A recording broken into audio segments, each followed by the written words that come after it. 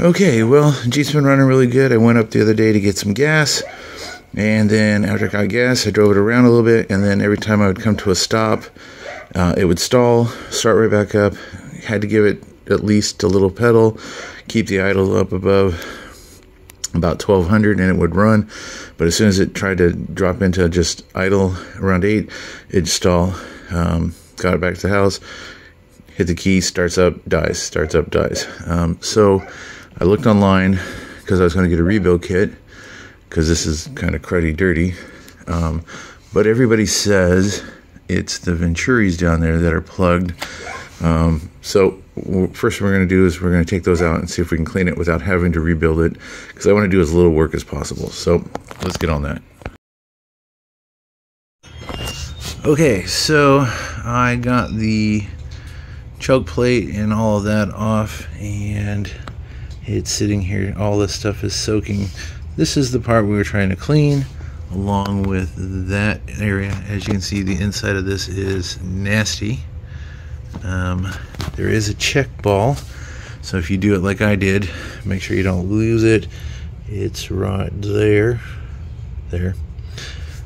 If you're doing this in the Jeep or on your vehicle, make sure you don't drop it down. Best thing to do would be to disconnect your throttle linkage, just to make sure that that throttle plate is completely closed. That way, if you do drop it, you at least have a chance to get it before it goes down the motor. I opted for taking it off. Took me about 30 minutes to get it off because of the two on this backside were kind of a pain in the ass to get to, and they didn't want to spin because the threads were dirty. Okay, so I soaked all of these parts in a combination of Seafoam and Brake Clean, about a 50-50 mixture. They all came out nice and clean. And let's go look at the carburetor and the Venturi body. Basically, I did the same thing with this. I just soaked everything. I've blown carburetor cleaner through all the jets and ports. I took a welding tip cleaner, because it's got different sizes. It's got little like abrasions on the side. Clean this all out. I have blown carburetor cleaner all through this. It does look a lot cleaner. I did let that all soak. I didn't tear it apart. This is as far down as I tore it. I'll put a link in the description on a complete teardown if somebody wants to do it, but this is just to get it to run and idle correctly again. I think when I drove it, I stirred up a bunch of crud that was in the bottom of the tank, and it started to starve for fuel. That's why it wasn't idling right. But like I said, it would start right back up. So alright, so I'm gonna let this dry for a little bit. I'm gonna eat something, and then I'll reassemble it and then try to get it back on the Jeep before it gets too damn hot. This is what I used to clean them out.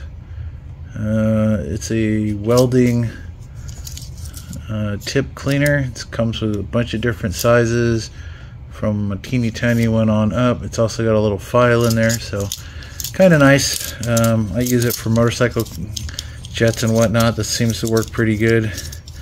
I didn't have piano wire, so you just got to be careful. You don't want to put one of these bigger ones in, because they do have a abrasive on the side, so you can oversize the journal. You just want to go with the smallest one and then just kind of clean it out. But that's that. This valve looks pretty good. It's got a little rubber end, and it's pretty clean, and it floats in inside there pretty good. That's pretty clean. See if you can see in there. There you go. That's our fuel line. So like I said, once everything sort of airs out and dries, we'll go ahead and start putting it back together and hopefully get it back on the Jeep, and it will run. So basically, I had two tiny screws that holds the choke plate. These two bigger screws hold that plate. This screw holds the end of this, goes in there, and that is the choke rod. So not a whole lot of pieces, and this little clip here holds the little part that goes on here for the choke plate. So not a whole lot of pieces have to take off. Again, you could do this with it in the Jeep, But like I said, you've got this little ball bearing here. It has a tendency to fall out, so if you drop that and your throttle plate isn't completely closed, then you're fishing around with a magnet until you find it. I guess 30 minutes to take the carburetor off wasn't such a bad deal, because I'm sure I would spend hours trying to get that damn thing out of there. So and this way too, I could see how the carburetor actually looked. Again, I did have a rebuild kit if I needed to tear it apart, but I don't think I do. It looks like this was the culprit because it's pretty junky inside. Everything was coated in carbon and soot. So we will see how things go. We'll put it back together and see if it runs. If it doesn't, then we'll tear it apart and do a full rebuild. I cleaned these out. These are hollow tubes. You definitely want to make sure there's nothing living inside of these guys. There's 2 ports, one here on each side, and then it goes all the way through. So, and that passes through your venturi, so you want to make sure that those are nice and clean as well. And that's our gasket. It looks like it's pretty decent. I don't have to worry about replacing it. So, alright, so next we'll put it back together. Alright, when you're putting this back together, you're going to want to make sure that this check ball gets back into its proper little hole there. And that's really the most difficult thing. Now, we're just going to put everything back the way we took it apart.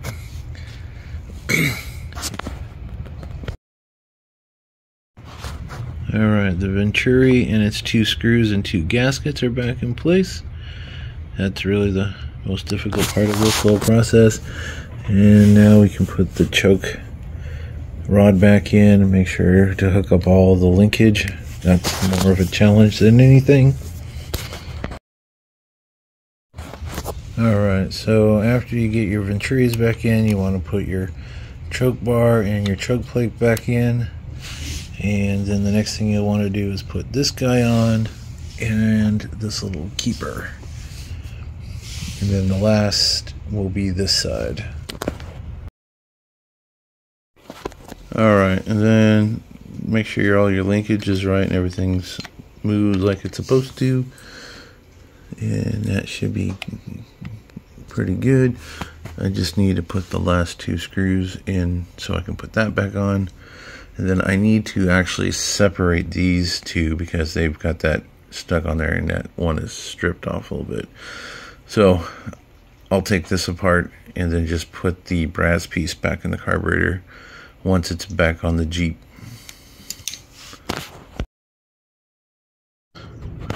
Okay, so the carburetor's all back together. That's all good to go.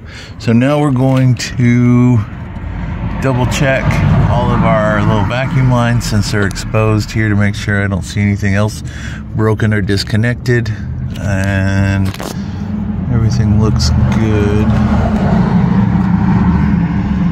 So we'll go ahead and start putting that all back in. I do have the new gasket ordered. I ordered a universal one. It doesn't fit. It's not even freaking close.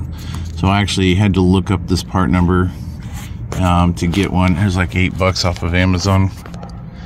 Alright, so everything looks good, so we can go ahead and get the carburetor put back in there. Alright, so I got all 4 of the nuts started. I've plugged in that vacuum line on the back side. I'm going to leave this one here disconnected. Right there, disconnected while I tighten this front corner. But I started in the front because I found it was easier to lift the carburetor up so the nut was sort of sitting on it and lower it down just a bit to get the thread started. There's not a whole lot of room in the front. The backs were a little bit easier. This back corner is not that easy. You kind of have to hope for the best with all that crap in the way. But it is doable. So I'm gonna go ahead and get the fronts tightened up, and then I'll go around and make sure everything's plugged in. And then we'll hook the fuel line back up and see how she runs. Okay, I got all 4 tight, and the way I did it was I used a 1/4 inch with a pretty decent long, about 6-inch extension to get the back 2, and I used an open end box for the front too, because that's all that fits in there. I don't know any other way to get that in there. So that's done. So now we're going to go ahead and plug in all of the vacuum lines and the connectors that we unplugged and the fuel line. Okay, so not too bad. We had a big vacuum line right here that it is T. We had a small vacuum line that goes over there to the smog stuff. This plug, there's a plug right underneath it that goes something thing. The choke, hot wire, the accelerator pedal, which is just a popped on. This guy here has a vacuum and this plug that goes to this, and then these two right here. And then, like I said, the first vacuum we hooked up is right there, that little one. So pretty easy, pretty straightforward.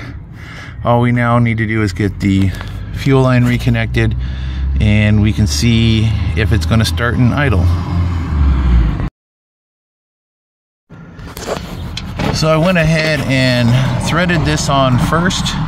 Once I got it threaded and almost seated by hand, I went ahead and hooked up the fuel line to the filter. I haven't tightened that down, but I'm going to hold the brass part with a 9/16, and I'm going to tighten up the other one with a 1/2 inch, and hopefully we can do it without any more damage to that fuel line. And if we do end up damaging it, we can always go get a barbed end, get rid of it, and just put a rubber hose line to the fuel filter, which would be a lot easier. But we'll do this first and make sure, hopefully we won't have any leaks. Okay, we're just double checking our work one final time, and then we're going to go see if this will start it all. Fuel lines, everything's connected. All right, well, let's give it a crank and see what happens. All right, so far she's just cranking and not firing at all. I don't hear any fuel up here yet. When I disconnected the fuel line, it was dry, so I'm going to prime the carburetor with some starting fluid and see if that's what it takes to get some vacuum going to get that fuel up.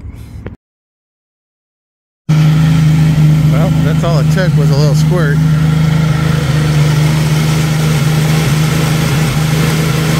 The only other thing I think may need to be adjusted is the idle screws, because I don't know if he messed with them because of all the other issues. But yeah, this was my vacuum leak. I can definitely hear this screaming.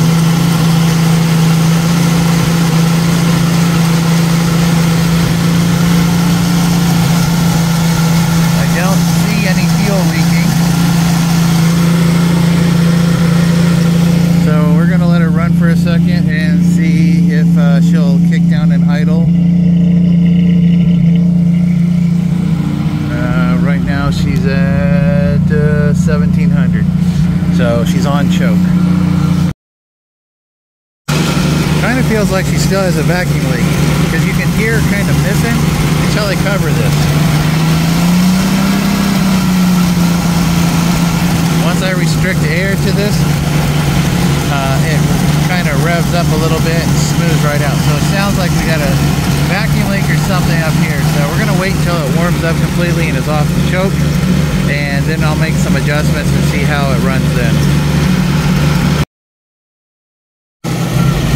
Okay, so I tuned down the idle speed. It's off choke. It's idling at about 850, just a little bit maybe above.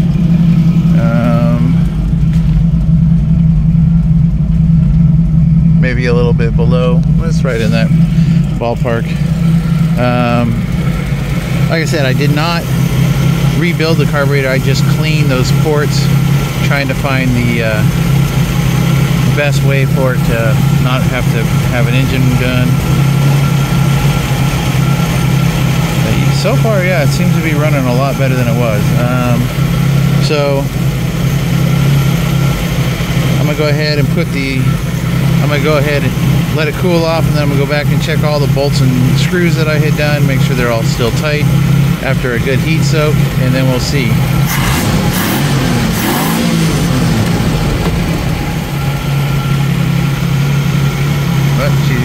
responsive again. And at least now she's idling again, because before it would be start, stall, start, stall. Yeah. And yeah, she's holding steady. So, all right.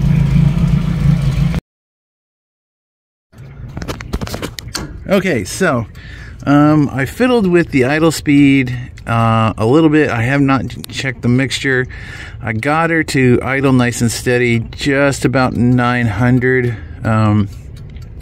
So I'm thinking that once I plug that up, it's just got tape over it, so it still probably has a little bit of a vacuum leak. And he probably really does need a good cleaning on the carburetor and have everything reset back to factory. I don't know if the previous owner actually fussed with too much of this stuff. I know the carburetor was off because he said somebody did an exhaust manifold, so there's no telling. But yeah, other than that, it seems okay. So yeah, like I said, that seal will be in tomorrow. So I'll put a link to the complete carburetor rebuild video that I found for this, and a link to that part in case you need one. It supposedly fits from like 87 to 95 or something like that.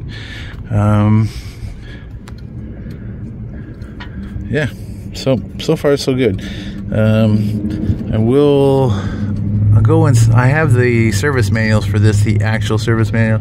So I'll look up and see what the carburetor base idle air fuel mixture is supposed to be. Looking at the two, the one on the passenger side is way out and the one on the driver's side is way in. So that mixture might be messed with too, because he had vacuum leaks. Maybe he was trying to get it smoothed out and he adjusted all that. Hopefully not, but we can always turn them in and count the turns and then put them back. I have a carb tool, a special carb tool just for this kind of stuff. So all right, we'll let this cool down and I'll be back in a while to check the coolant.